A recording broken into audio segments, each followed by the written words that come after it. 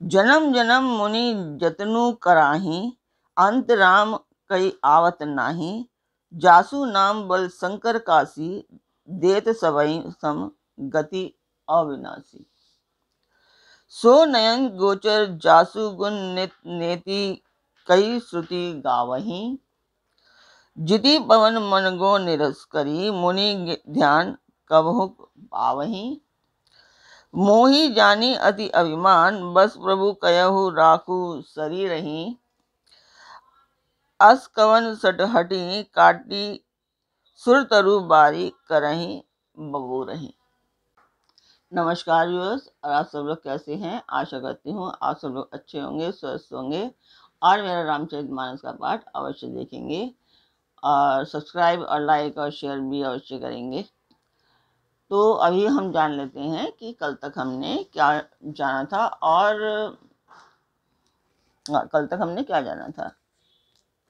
और रामचंद्र जी ने क्या किया था और कहाँ तक पहुंचे थे। तो कल श्री राम जी ने बाली को मार दिया था और उसके बाद क्या हुआ बताते हैं। बाली ने बार बार भगवान की ओर देखकर चित्त को उनके चरणों में लगा दिया। प्रभु को पहचान कर उसने अपना जन्म सफल माना। उसके हृदय में प्रीति थी पर मुख में कठोर वचन थे। वह श्री राम जी की ओर देखकर बोला, हे गोसाई, आपने धर्म की रक्षा के लिए अवतार लिया है और मुझे व्याध की तरह मारा। व्याध मतलब छिप करके मारा। मैं बैरी और सुग्रीव प्यारा। हे नाथ, किस दोष से आपने मुझे मारा? श्री राम जी ने कहा, हे मूर्ख, सुन, छोटे भाई की स्त्री, बहन, पुत्र की स्त्री और कन्या, ये चारों समान हैं। इनको जो कोई बुरी दृष्टि से देखता है उसे मारने में कुछ भी नहीं जाता, कुछ भी पाप नहीं होता। हे मूर्ख, तुझे अत्यंत अभिमान है। तूने अपनी स्त्री की सीख पर भी कान नहीं दिया। सुग्रीव को मेरी भुजाओं का बल का आश्रय जानकर भी, अरे अधम अभिमानी, तूने उसको मारना चाहा। बाली ने कहा, श्री राम जी सुनिए, स्वामी से मेरी चतुराई नहीं चल सकती, पर हे प्रभु, अंतकाल में आपकी गति पाकर मैं अब भी पापी ही रहा। बाली की अत्यंत कोमल वाणी सुनकर श्री राम जी ने उसके सिर को अपने हाथ से स्पर्श किया और कहा, मैं तुम्हारे शरीर को अचल कर दूं, तुम प्राणों को रखो। बाली ने कहा, हे कृपा निधान, सुनिए। तो यहाँ तक कल हमने पढ़ा था और अब जान लेते हैं कि हम इस पाठ का उद्देश्य, रामचरितमानस के पाठ का उद्देश्य तो यही है, शुभ कार्य मंदिर के लिए है। और मंदिर बहुत सालों पुराना है, 60-70 साल 80 साल पुराना मंदिर है, तो उसी के लिए है। जनरेशन्स निकल गई हैं कई, तो इसी के लिए है। और आप लोग मेरा सहयोग कीजिए, मेरे पाठ को प्यार दीजिए, सब्सक्राइब कीजिए, लाइक और शेयर कीजिए। और मैं उस मंदिर की वीडियो डालती हूँ, आप लोग देख लीजिए। मैं हर वीडियो में उस मंदिर की वीडियो डाल रही हूँ, देखिए। और कमेंट बॉक्स में मुझे अवश्य बताइए कि आपको पाठ कैसा लगता है, मंदिर कैसा लगा, जो भी है अच्छा लगता है। कोई कमी है तो चेंज कर सकते हैं, क्या कर सकते हैं, कमेंट अवश्य करिए। और लाइक तो कर दिया कीजिए। तो वीडियो में डालती हूँ मंदिर की।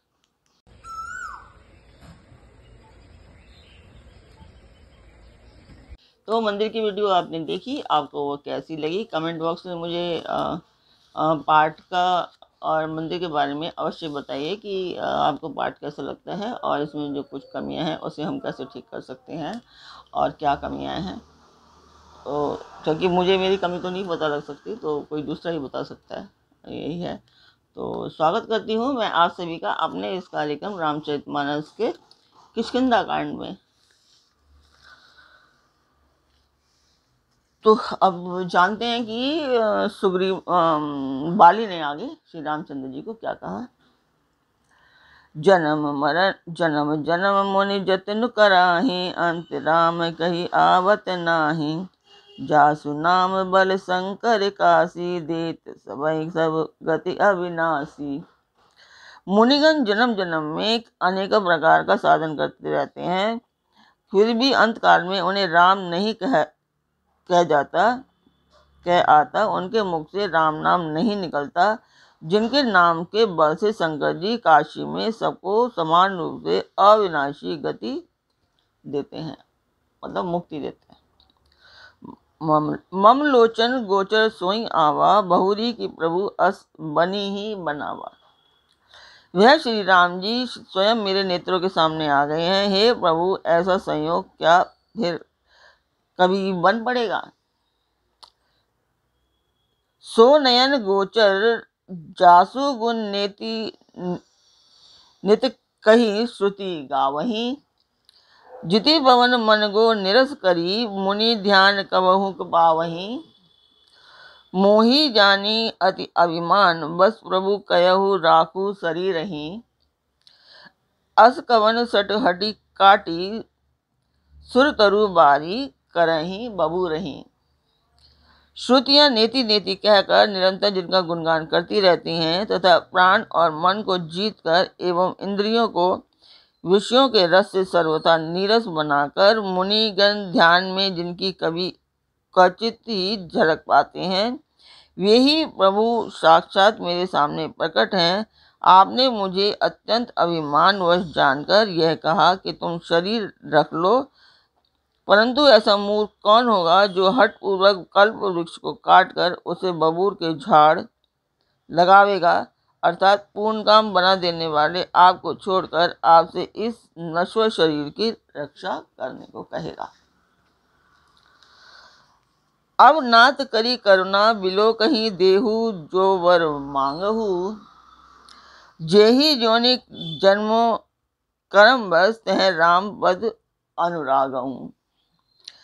यह तने सम विनय बल, कल्याण पद प्रभु लीजिए, गाही बह सुरना आपन दास अंगद कीजिए। हे नाथ, अब मुझ पर दया दृष्टि कीजिए और मैं जो वर मांगता हूँ उसे दीजिए। मैं कर्मवश जिस योनि में जन्म लूँ वही श्री राम जी के चरणों में प्रेम करूँ। हे कल्याण प्रभु, यह मेरा पुत्र अंगद विनय और बल में मेरे ही समान है, इसे स्वीकार कीजिए। और हे देवता और मनुष्य के नाथ, बाँह पकड़कर इसे अपना दास बनाइए। रामचरण दृढ़ प्रीति करी, बाली की न तनु त्याग, सुमन बाल जिमि कंठ ते, गिरत न जानई नाग। श्री राम जी के चरणों में दृढ़ प्रीति करके बाली ने शरीर को वैसे ही त्याग दिया जैसे हाथी अपने गले से फूलों की माला का गिरना न जाने। राम बाली निज धाम पठावा, नगर लोक सब व्याकुल धावा, नाना विधि विलाप कर तारा, छूट केस न देह संभारा। श्री रामचंद्र जी ने बाली को अपने परम धाम भेज दिया। नगर के सब लोग व्याकुल होकर दौड़े। बाली की स्त्री तारा अनेकों प्रकार से विलाप करने लगी। उसके बाल बिखरे हुए हैं और देह की संभाल नहीं है। तारा विकल देखी रघुराया, दीन ज्ञान हरि लीन माया, चिति जल पावक गगन समीरा, पंच रचित अधि अधम शरीरा। तारा को व्याकुल देखकर श्री रघुनाथ जी ने उसे ज्ञान दिया और उसकी माया हर ली। पृथ्वी, जल, अग्नि, आकाश और वायु, इन पांचों तत्वों से यह अत्यंत अधम शरीर रचा गया है। प्रगट सो तनु तब आगे सोवा, जीव नित्य के लगी तुम्हें रोवा, उपजा ज्ञान चरण तब लागी, लीने सी परम भगति बर मागी। वह शरीर तो प्रत्यक्ष तुम्हारे सामने सोया हुआ है और जीव नित्य है, फिर तुम किसके लिए रो रही हो। जब ज्ञान उत्पन्न हो गया तब वह भगवान के चरणों में चली गई, भगवान के चरणों लगी और उसने परम भक्ति का वर मांग लिया। उमा दारू जो चित की नाई, सबई नचावत राम गोसाई। तब सुग्रीव वहीं आयसु दीना, मृतक कर्म विधिवत सब कीना। शिवजी कहते हैं, हे उमा, स्वामी श्री राम जी सबको कठपुतली की तरह नचाते हैं। तदंतर श्री राम जी ने सुग्रीव को आज्ञा दी और सुग्रीव ने विधि पूर्वक बाली का सब मृतक कर्म किया। राम कहा अनुजय समुझाई, राज देहु सुग्रीव वहीं जाई। रघुपति चरण नाई, करि माता, चले सकल प्रेरित रघुनाथा। तब श्री रामचंद्र जी ने छोटे भाई लक्ष्मण को समझाकर कहा कि तुम जाकर सुग्रीव को राज्य दे दो। श्री रघुनाथ जी की प्रेरणा से सब लोग श्री रघुनाथ जी के चरणों में मस्तक नवाकर चले। लक्ष्मण तुरंत बुलाए पुरजन विप्र समाज, राजू दीने सुग्रीव कहें, अंगद कहें जुगराज। लक्ष्मण जी ने तुरंत ही सब नगरवासियों को और ब्राह्मणों के समाज को बुला लिया और सुग्रीव को राज्य और अंगद को युवराज पद दे दिया। उमा राम समहित जग माही, गुरु पितु मात बंधु प्रभु नाही। सुर नर मुनि सबके यह रीति, स्वार्थ लागी करही सब प्रीति। हे पार्वती, जगत में श्री राम जी के समान हित करने वाला गुरु, पिता, माता, बंधु और स्वामी कोई नहीं है। देवता, मनुष्य और मुनि सबकी यह रीति है कि स्वार्थ के लिए सब प्रीति करते हैं। बाली सब त्रास व्याकुल दिन राति, तन बहु व्रण चिंता जर छाती। सोई सुग्रीव कीने कपिराऊ, अति कृपाल रघुवीर सुभाऊ। जो सुग्रीव दिन रात बाली के भय से व्याकुल रहता था, जिसके शरीर में बहुत से घाव हो गए थे और जिसकी छाती चिंता के मारे जला करती थी, उसी सुग्रीव को उन्होंने बानरों का राजा बना दिया। श्री रामचंद्र जी का स्वभाव अत्यंत ही कृपालु है। जानत हो अस प्रभु परिहरहि, काहे न विपत्ति जाल नर परहि। मुनि सुग्रीव वहीं लीन बुलाई, बहु प्रकार नृपनीति सिखाई। जो लोग जानते हुए भी ऐसे प्रभु को त्याग देते हैं, वे क्यों न विपत्ति के जाल में फंसे। फिर श्री राम जी ने सुग्रीव को बुला लिया और बहुत प्रकार से उन्हें राजनीति की शिक्षा दी। कह प्रभु सुनो सुग्रीव हरीसा, पुर ना जाऊं 10 चारि बरीसा। गत ग्रीष्म वर्षा ऋतु आई, रही हूँ निकट शैल पर छाई। फिर प्रभु ने कहा, हे वानरपति सुग्रीव सुनो, मैं 14 वर्ष तक गांव में नहीं जाऊंगा। ग्रीष्म ऋतु बीत कर वर्षा ऋतु आ गई, अतः मैं यहाँ पास ही पर्वत पर टिका रहूंगा। अंगद सहित करहूँ तुम राजू, संतत हृदय धरे उपम मम काजू। जब सुग्रीव भवन वीर आए, राम प्रवर्षण गिरि पर छाए। तुम अंगद सहित राज्य करो, मेरे काम का हृदय में सदा ख्याल रखना। तदंतर जब सुग्रीव जी घर लौट आए, तब श्री राम जी प्रवर्षण पर्वत पर जा टिके।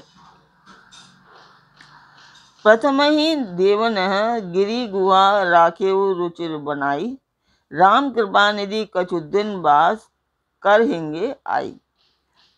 देवताओं ने पहले से ही उस पर्वत की एक गुफा को सुंदर बना रखा था। उन्होंने सोच रखा था कि कृपा की खान श्री राम जी कुछ दिन यहाँ आकर निवास करेंगे।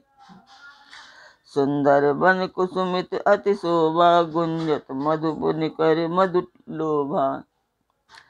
कंद मूल फल पत्र सुहाए, भय बहुत जब ते प्रभु आए।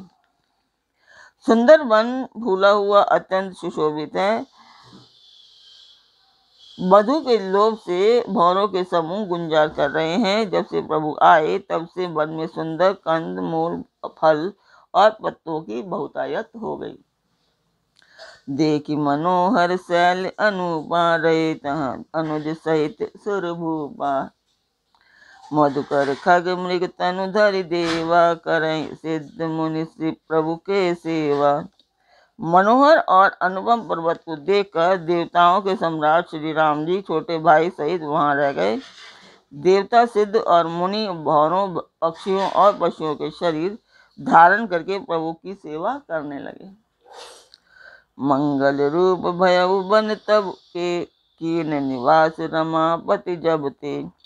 फटिक शिला अति शुभ्र सुहाई सुख आसीन दऊ भाई। जब से रमापति श्री राम जी ने वहां निवास किया तब से वन मंगल स्वरूप हो गया। सुंदर स्फटिक मणिक की एक अत्यंत उज्ज्वल शिला है, उस पर दोनों भाई सुख पूर्वक विराजमान हैं। तो आज का पाठ मैं यहीं पर पूर्ण करती हूँ। कल फिर मिलेंगे एक नई उमंग एक नई तरंग के साथ। तब तक आप मेरा चैनल अवश्य सब्सक्राइब करें, लाइक और शेयर करें। तो कल फिर मिलते हैं एक नई उमंग एक नई तरंग के साथ। तब तक के लिए नमस्कार।